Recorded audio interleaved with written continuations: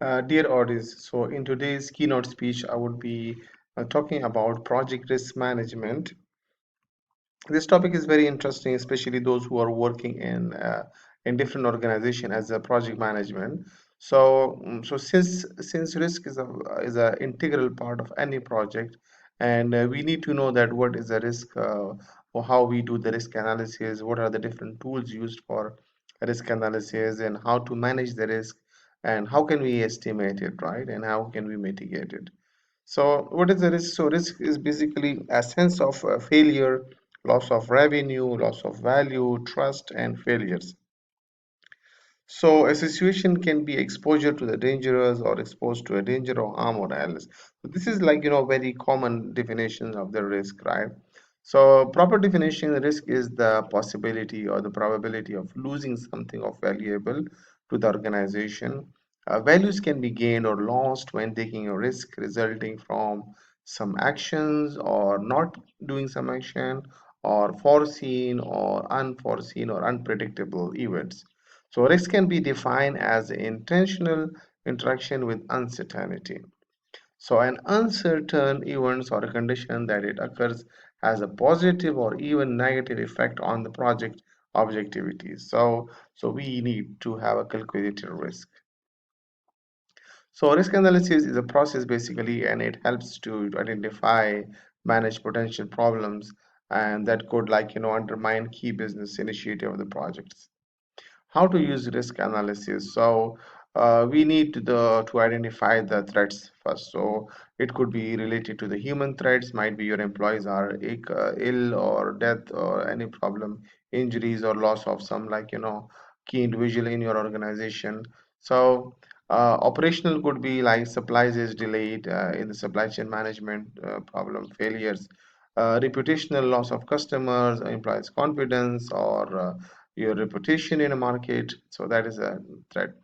Procedural could be like failures of accountability, some frauds or internal system controls from fraud, projects going over budget or under the budget, taking too long of your task, experiences issues with the product and service quality.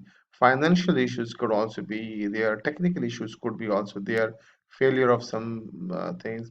Natural disasters could be there, political change in the tax system, structural change could be also there. So you can use a number of different approaches to carry out the thorough analysis. Run through a list of such of the C of different threats and relevant. Sometimes we use different analysis like SWOT analysis to see the strength, weakness, opportunity, and threat. And we can also go for PEST analysis or PESTEL or PESTIL or PESTILIDE or STIPL or SLEPT or long PESTEL. We have PEST analysis, very popular, which is political, economical, social, cultural, and technological, which is at the macro level. So how we estimate? The second thing is to calculate to estimate the risk. So how we estimate? Usually we multiply the cost of an event with respect to the probability. Sometimes cost is high, but the probability is low. Sometimes probability is high, cost is low. Sometimes both could be high, so the risk is high then. So there is an example, like for example, as an example, imagine that you identify a risk that your rent may increase substantially, right? So there is 80% risk high. So how you can calculate it? So you can easily calculate 0.80% means 0.8 probability, and the cost of the event is $500,000. So the risk is $400,000 is the risk. So how to manage it? So once you have identified the value of the risk, you can face it. You can start to look at different ways to managing it. Look for cost-effective approaches. Cost cutting is also very important. It's really sensible to spend more on eliminating risk than the cost of the events. For sometime eliminating the risk is more than your revenue, so it's not a good choice. It may be better to accept the risk than it is to use the excessive resources to eliminate it. You need to be sensible in how you apply this one, though especially if ethics and personal safeties are in question. So steps are avoid the risk, what if analysis can be performed, share the risk like through insurance or joint project, accept the risk like as a last option. For example, you might accept the risk of project launching late if the potential sales still cover your cost, right? or you might have some contingency plan, and control the risk through business experimentation, prevention action, detection actions, and plan, do, check, act process. Risk analysis and risk management have four steps like threats, value of each risk, manage your risk, and review regularly. So the solution is contingency plan for the project manager. So this is like project risk management planning, that how you do it. So there are different processes. Plan risk management, identify the risk, perform the qualitative risk, perform the quantitative risk analysis with respect to the interviews, and then plan the risk responses, and then you do the continuous monitoring and controlling. So planning the broad categories of risk like market risk could be financial risk, technological risk could be people risk, and structure and process risk. There is certain sample risk by breakdown structure. So if it is IT project, it could be like risk related to the business, technical, organizational, and project. So in business, it could be competitor, supplier, and cash flow. Technical could be like failure in hardware, software, and network. Organizational could be like executive support, user support, and team support. And the project management would be like estimation, wrong estimation, less communication or weak communication, and resource poor planning. So identifying the risk, we use different techniques. Like we can do brainstorming initially. We can use the Delphi techniques where we have many times interviews with the same group, interviewing and SWOT analysis. This is very interesting, matrix. Here you can put like an impact on the x-axis and probability on the y-axis, and then you can measure that where is the impact is low and high or medium, and similarly for the probability. So you can see the risk number 1 and 4 has a high impact and high probability, while the risk number 8 and 10 has a medium impact and low probability. And also you can see that there are certain consequences of the failures and the probability of the failures, and you can categorize with respect to high risk, medium risk, and lower risk. Okay, so top 10 risk item tracking. So top 10 risk item tracking is a qualitative analysis tool, and that helps to identify what are your top 10 risks. Periodic review of the top 10 risks, list the current tracking. You can also do it.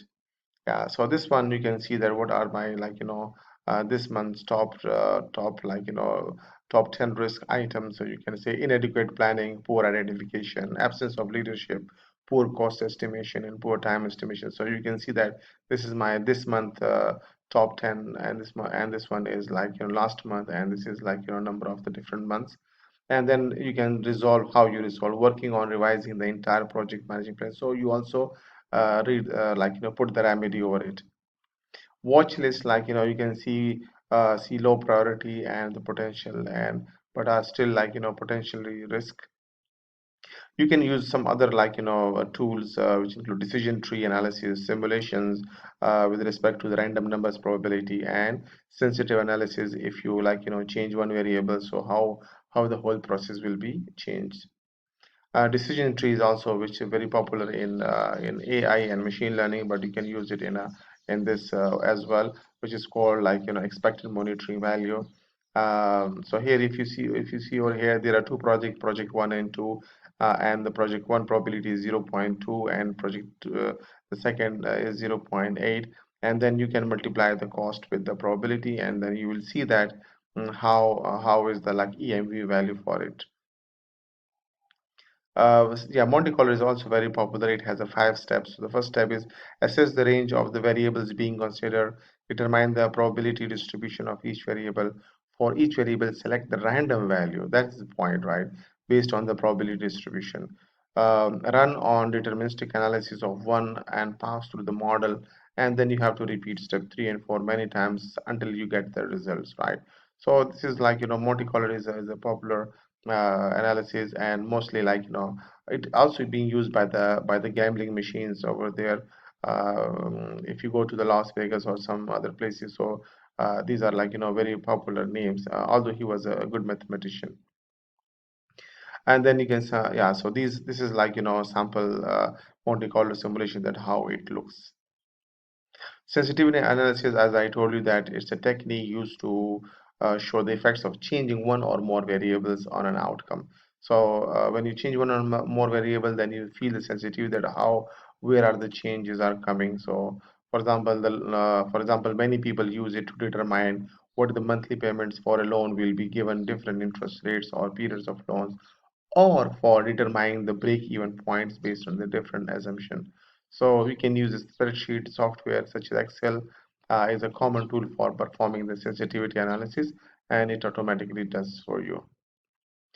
So this is like one of the example, and you can see that how sensitivity analysis is being done for profit analysis. So you can see sales price per unit and manufacturing cost per unit and fixed monthly expenses can be there, and break even points you can also, it can calculate for you. Yeah, this is very interesting tool. Like here you can see, you can identify which are risk which are acceptable, which can be mitigated, which can be high risk. So it has been the colors can scheme can categorize you that which risk are dangerous for you. Yeah, this one also logs are very important. You can make this kind of log in your Excel sheet, like risk ID. You can assign some ID, functional area, risk category, risk description, data identified, raised by who raised this risk, right? It means like who identified the risk, who is assigned to it, what is the probability, risk factor, positive or negative, response category, status triggers, like, and what is the contingency plans to remove this risk.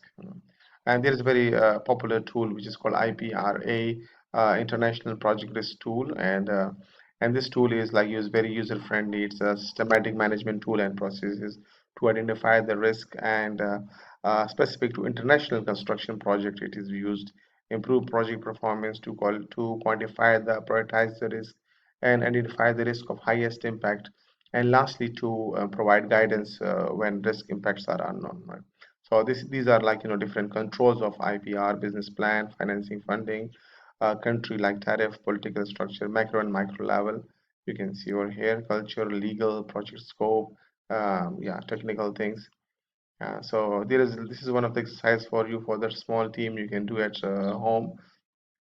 So summary is that project risk management is the art and science of identifying, analyzing, and responding the risk throughout the life of the project, and in the best interest of meeting the project objectives. So main processes include like plan the risk management, identify it, perform the qualitative risk analysis, perform the quantitative as well through interviewing or Delphi method, plan risk responses, and control the risk. Right? So thank you very much, and see you in the next lecture.